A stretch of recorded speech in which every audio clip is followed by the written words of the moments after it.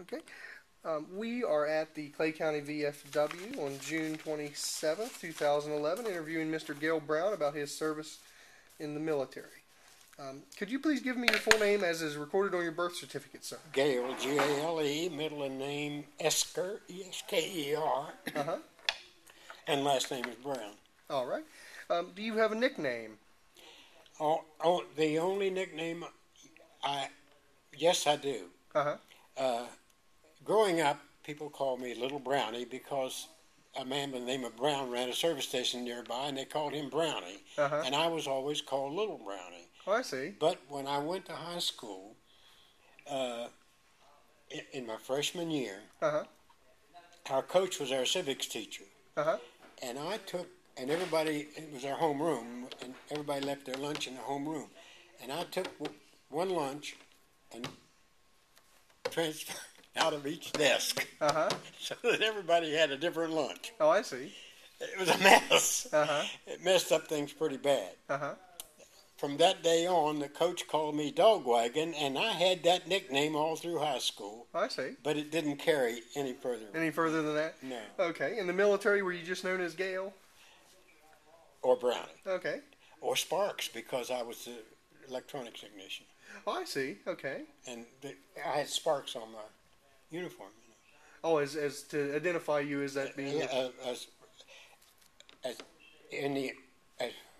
Actually, when I finished school, it was called a radio technician, but later it was changed to electronic technician.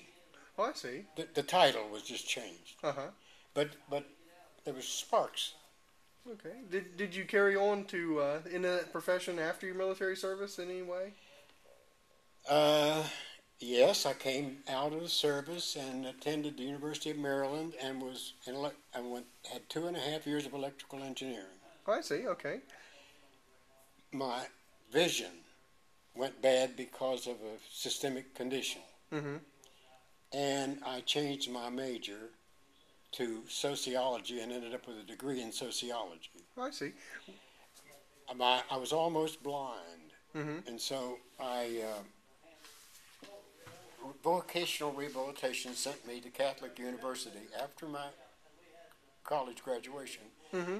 And I was trained as a teacher of the blind, mm-hmm. and certified as a teacher of the blind, and went to work 2.5 years for the Maryland State Board of Education out of the Maryland Workshop for the Blind in Baltimore. Oh, I see. I worked 2.5 years for them, and then I went with Prince George's County, Maryland, which is a suburb of Washington, D.C. Uh-huh. I went with them as a teacher of the visually handicapped mm-hmm. for 13 years. Okay. Then I transferred back here. Okay. And I spent 20 years in the Clay County school system as a special education teacher and regular teacher both. I see. Okay. Were you able, that extra schooling you got after the military, were you able to take advantage of the GI Bill? I had 42 months coming to me.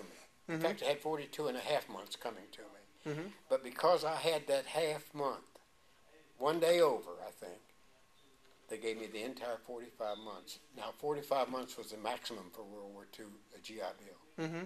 That's all you could get. And schools then, colleges, were considered 9-month sessions. And so it was actually 5 years of college that I got, but I got the whole thing, yes. Oh, okay. I used every bit of it. Great, great. Okay. What would you say you remember most about your military service? I don't know.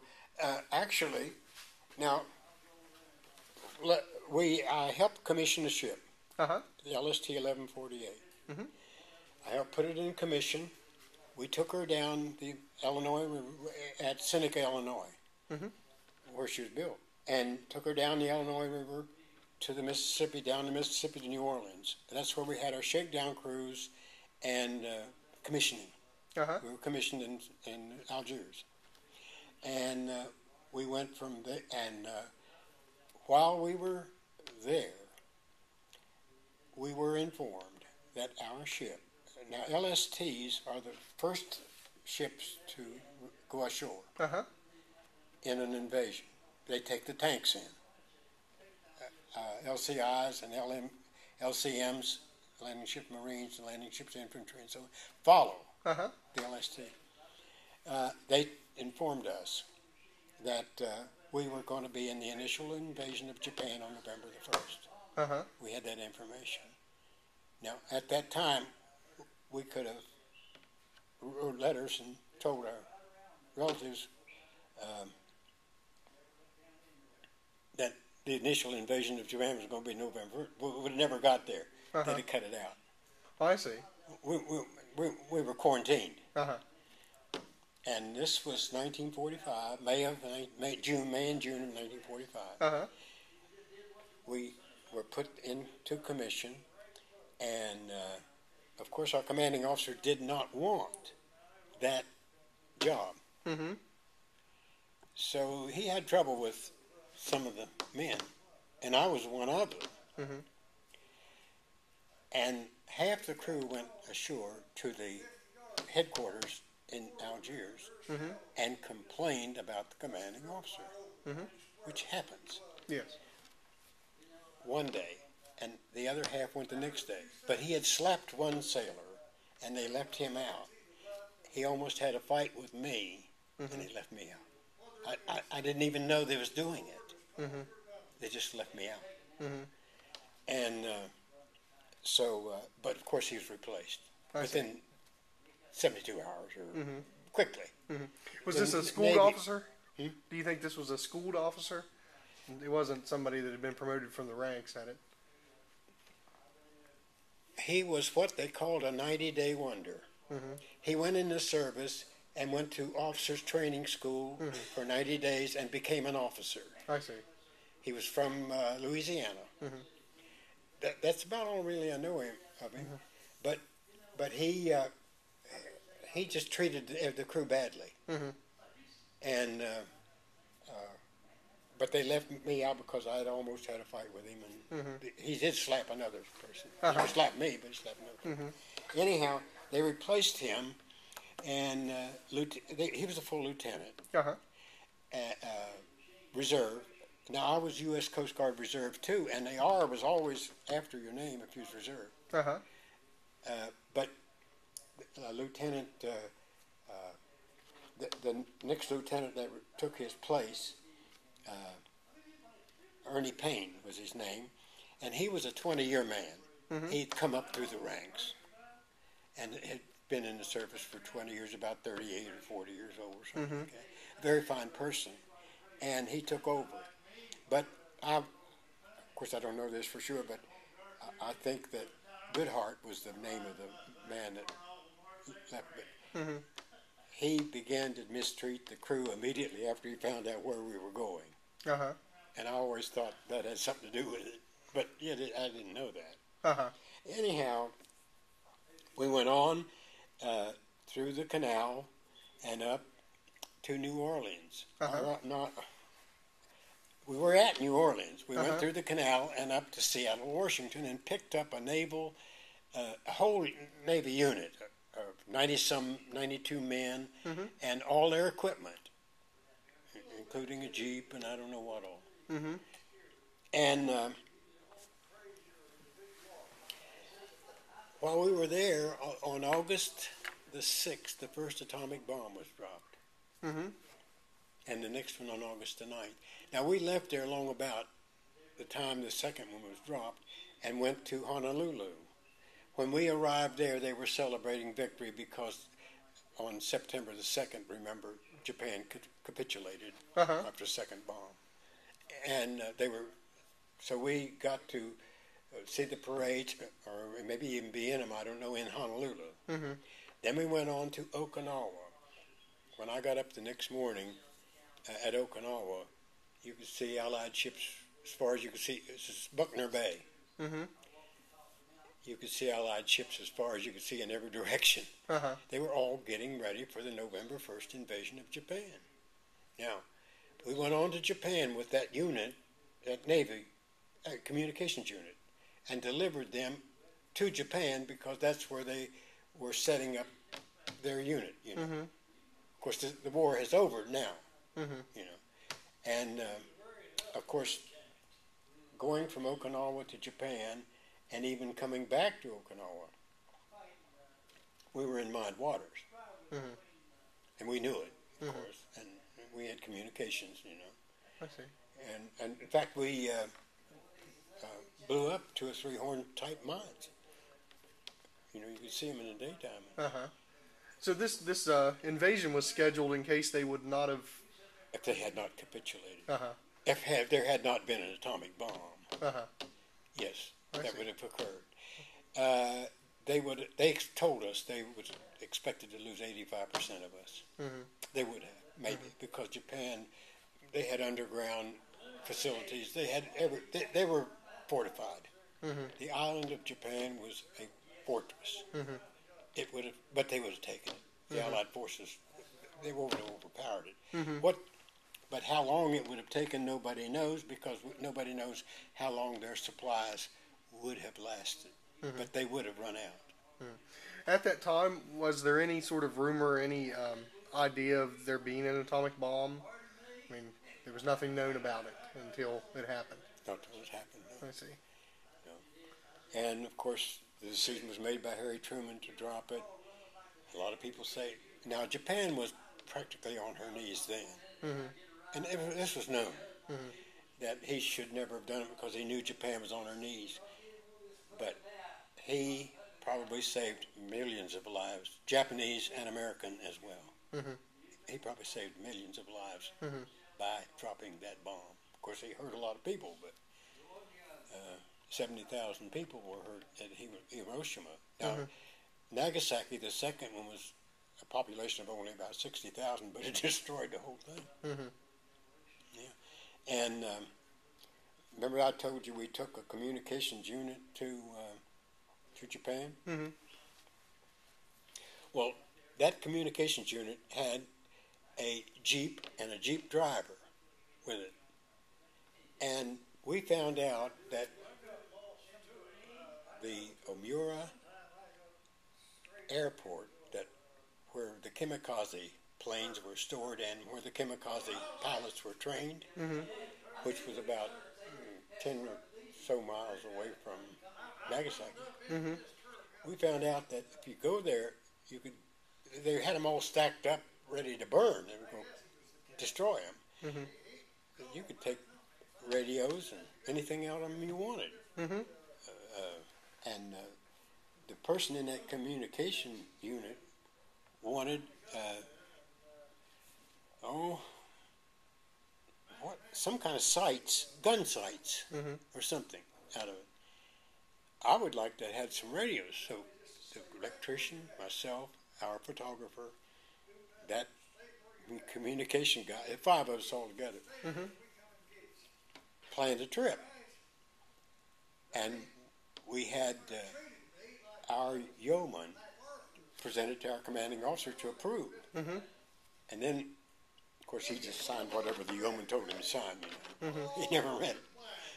And they did the same. He did the same thing. The Jeep driver did to his commanding officer of the Navy unit. Mm-hmm. So we just took our credentials and went. You know, Mm-hmm. and then got by every checkpoint. In fact, we'd stop at any station we wanted and get gas. Just show them our papers. But we were legal travelers, you know. Uh-huh. We went to Omura, got those gun sights that they wanted, Mm-hmm. and radios that I wanted, and Mm-hmm. they just let us take anything because they were stacked up there to go burn them anyway. Mm-hmm. And but it really was not an actually authorized thing Uh-huh. because well, you know, this went on in the Navy Yes. and the military, Uh-huh. and commanding officers always sign a lot of things, you know. Yeah. And they may have known that we was taking that trip, but they may also not have known too. Mm-hmm. You know, we took a trip, took all day, Oh, I see.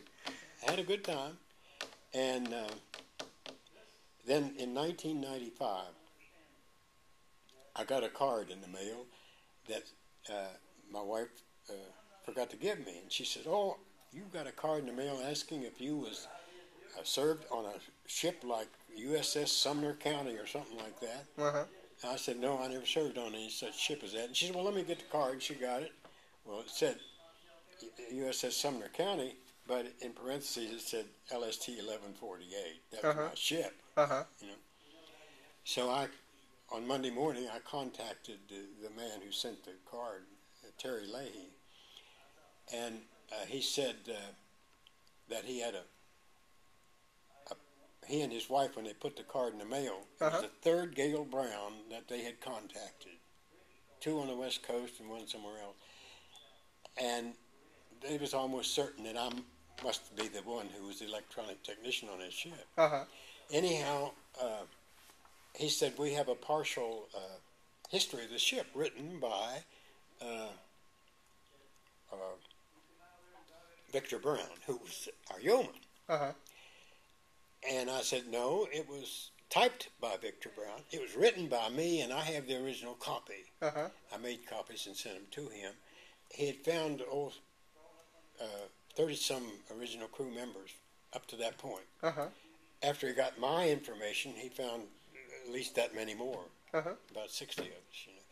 You know. Now, an LST carries 110 enlisted and 7 officers, a total of 117 wartime complement.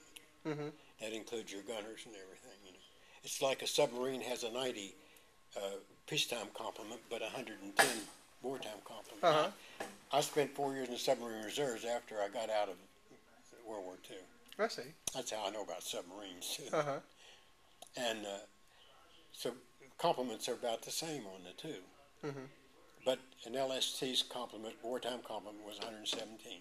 Mm-hmm. And they found about 60-some of us. And I've attended our convention we have it every other year, every odd year. Mm-hmm. And we have one this year in September, and I hope to be there. Is it always held at the same place, or do they have it different places? We had it in different places. We had it in Louisville one time. We had it in San Diego once, and Norfolk. Okay. The rest of the time, it's been in Gallatin, Tennessee. Mm-hmm. Gallatin is the county seat of Sumner County, Tennessee. Mm-hmm. There are 2 Sumner counties. Now, LSTs were named after counties in the nation in the mid-50s sometime, long after I left the ship, you know. I don't know, it was named USS Sumner County. Whether that was Tennessee or Kansas, we don't know. Mm-hmm. But some of our people, now this ship was in World War II, Korean War, and the Vietnam War, all 3. And it got citations, by the way, in the Korean War and the Vietnam War, I think. Mm-hmm. We didn't get any citations. And, you know, we were at the end of the war. Yes. And we didn't get any battle citation, but they did in the other 2 wars. Anyhow, some of the guys went to Kansas and visited. It's just a rural county, not really, with not hotels big enough to handle a big group. Mm-hmm. They came back to Gallatin, Tennessee, Sumner County, and it was a different story. They decided to hold their meetings there. The first meeting was 95. Well, first meeting was 93, I think. They had a meeting before the one I attended. Oh, I see, yes. And then I attended in 95, and we were in Gallatin 3 or 4 times. Then we went to San Diego to see if we could get more people to come. Didn't change it any. Then we went to Louisville, and the 325 that the people went over to Greece and picked up. We gave a whole bunch of LSTs to Greece. They had about a whole row of them. A bunch of former LST men went over to Greece, and they gave them whichever ship they wanted, and let them take parts off of other ships to make it seaworthy, at which they did. And they worked about 3 or 4 months on it. All of them were in their 70s, I think. Anyhow, the United States would not give them any money for fuel, but England did. And they went to Gibraltar, and England gave them enough fuel to get them part way Uh-huh. to the United States. And somebody else gave them the money to get the fuel to come, and they anchored her at Mobile, Alabama, up the Mississippi at Mobile. Huh. And then they brought her up to Louisville, and what they were doing was letting people go aboard and see the ship, for $10, and the lines stayed all day, Mm-hmm. But they were refurbishing it, Mm-hmm. and they've spent, I don't know, a couple of million already Yeah. on it, but they're still it's a work in progress Mm-hmm. right now. And she's back down in Mobile, I think, right now, the 325. Uh-huh. But they brought that ship back over here, 29 of them, and they were all in their 70s. And they did this around... About 10 years ago, Mhm.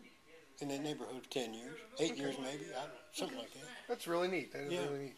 And anyhow, we went aboard her in Louisville, Uh-huh.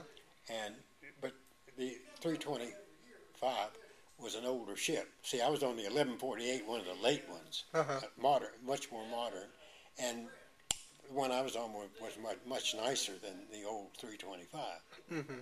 But, it was a similar ship. Yes. Yes. But anyhow, I enjoyed my work. I was the ship's only electronic technician during World War II.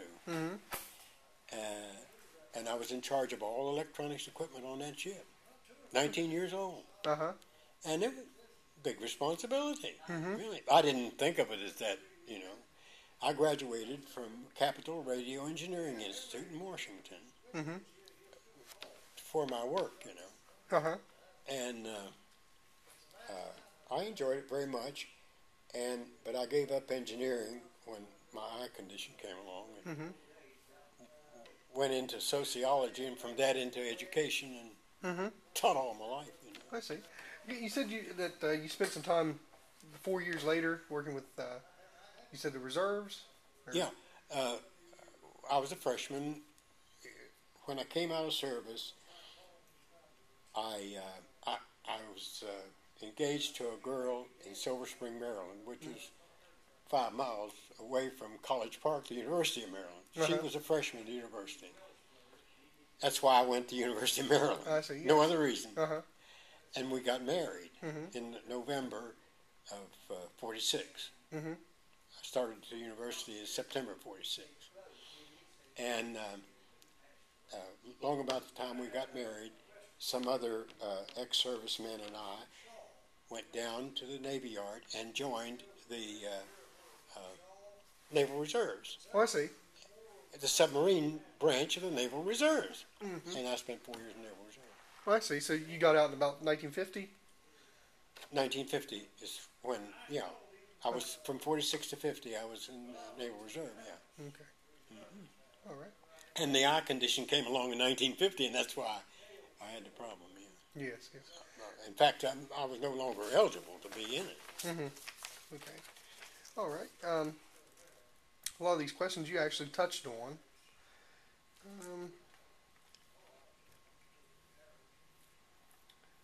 What were some, while you were on the ship, what were some of the, how did everything work at night? I mean, was there shift changes and different things like that? I mean, I know there had been a large amount of people that would have been up, not sleeping, but I mean, how did that work? The difference between the daytime and the nighttime?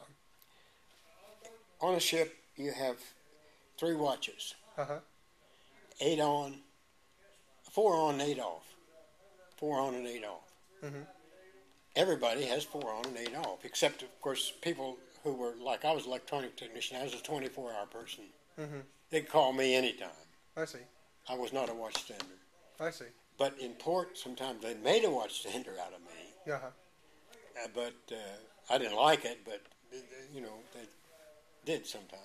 Anyhow, what they did was in port, they tried to make watchstanders out of anybody and everybody so that they could give more people liberty, Uh-huh. And but your regular watches were 4 on and 8 off, I see. which meant that every 24 hours you would serve 8 hours work, a I duty. see. Yes. And there was always 1/3 of the crew was always on duty. One third, the whole crew was always on duty. And there were three watches. I see. And with your electrical work, I mean, would you get woke up at times? I mean, to come and look at something? 2 o'clock in the morning, yeah. Uh-huh. Oh, yeah. One time the messenger came down and woke me up at 2 o'clock in the morning and said, the gyro has gone out and the commanding officer wants you to come up and fix the gyro. And I said, but the gyro is the electrician's equipment. I don't have anything to do with the gyro. Uh-huh. He said, the commanding officer says that he needs you up there to fix it. Uh-huh. And, of course, you don't disobey the commanding officer. Uh-huh. You never do. Uh-huh. Whatever, you know. Yes. I got up and I complained and complained. I went up and the electrician was already there. Uh-huh. And so I asked him, I said, well, did you check your fuses? And he says, I don't know anything about fuses. Uh-huh. I said, there's a fuse box on the back of your gyro. Uh-huh. I looked back, and of course, I had my screwdriver and everything with me. I just, and it was one of those kind of screws that you just turn it halfway and it gets loose. Well, when I pulled the cover off, there was 2 spare fuses in the cover. Uh-huh. I just took my fuse puller, pulled out the fuse, put it spare in. Gyro went back to working. I see. So he's right to call you, apparently. Oh, well, but I complained. The commanding officer says, well, it wasn't long after that until I was piped, PA system, piped to the commanding officer's his quarters, commanding officer's quarters. Well, now, when you get piped to the commanding officer's quarters, you go. It don't matter. I went to his quarters, and he handed me his watch. And I said, what's wrong? He said, my watch quit working. I want you to fix it. I said, but I don't know a thing about watches. Only a fool and a jeweler takes a back off a watch, and I'm no jeweler, you know. But he argued with me for half an hour, but I finally talked him into my not trying to. I couldn't fix a watch. I didn't know how. But he said, listen, you fixed everything on this ship that I've asked you to fix. Now fix my watch. Oh, I see. I couldn't fix his watch. Oh, yes. But that's why he called me, yeah. Because but I was unhappy that I had to get up at 2 o'clock in the morning. Oh, no doubt. Now, the little story in the story about the direction finder, did you read it? Yes. Direction finder? Now, you know, I think in the story I told you that the commanding officer told me and the navigators of the other 2 ships, they were both lieutenants, by the way. I was just an enlisted man. He said, I've got to pick, see, each one of us had a different setting for the compass. And he said, now I've got to pick one. And I'm in charge of 3 ships. There's 3 of us. And I've got to get them to Guam. That's my job. Now I'm going to have to pick one of them, and I'm going to court-martial the person I pick if it's wrong. Well, right then the 2 lieutenants, they said they weren't that sure of their figures. Well, I said to the commanding officer, I said, well, would you let me go back and check my figures? He said, sure. I went back up, checked my old the contraption that I built, you know, a direction finder. I had built it because he asked me to. So as soon as he came aboard in Pearl, the ship he'd been on had a direction finder. LSTs didn't have direction finders. He wanted one. He gave me a drawing out of Popular Mechanics and said, could you draw this? Or could you build this? The electricians helped me and I built it. I had it sitting up there. I said, let me go back and check my figures. I went back and checked my figures, and I came back and I said, I'll stand by my figures. If you want to pick mine, I'll stand by my figures, court-martial or not. And about 3 or 4 days later, in the middle of the night, now about 2 o'clock in the morning, messenger came Shook me. Said, Brownie, the commanding officer wants you to know that Wilkes Farm got it. Guam dead ahead. That's in that story, I think. Yes. He spotted Guam dead ahead. Now that woke me up in the middle of the night to tell me, because the commanding officer wanted me to know as soon as possible. Well, I see. Okay, all right. Well, that's a neat little story. Yes, yes, yes, sir. I appreciate the stories you've sent. That's neat that you've. I had a good time. I enjoyed my work. One little story. A sailor came to me and said, "Do you have any idea what the name of the man without a country was?" And I said, "Yes, it was Philip Nolan was his name." He said, "We're going to accept that because the two highest educated people on the ship have told us that." That was the executive officer whom I fought with all the time, and me. And I said, "I didn't know that we were the two highest educated people on the ship." And he said, "Well, everybody else knows it, you know." Later I found out that I wasn't, because Capital Radio Engineering Institute was not a degree. It was like today's associate degree. And Victor Brown, who was our yeoman, had a bachelor's degree. And of course our executive officer was an MBA, Master of Business Administration. He had a master's. So they were the two highest educated. They were both higher educated than I was. But the yeoman never, they just never considered him all that highly educated. And I didn't even know that, but he attended our 99 convention. And we talked about the little story I told about the trip, you know, and how he fixed that up for us. And the fact that I was the one who wrote the history that he typed. And I didn't send a copy of that history because I couldn't find it, but I think I have one. I could send that to you. That little history that I have, I could send it to you. Anyhow, I said, "I don't know why I wrote that, whether I was asked to or whether I did it on my own or not." And he says he didn't know either. He didn't know why I wrote it. He just knew he typed it, but he didn't know why I wrote it. I see. We weren't ordered to, because, you know, commanding officer wouldn't order you to do it.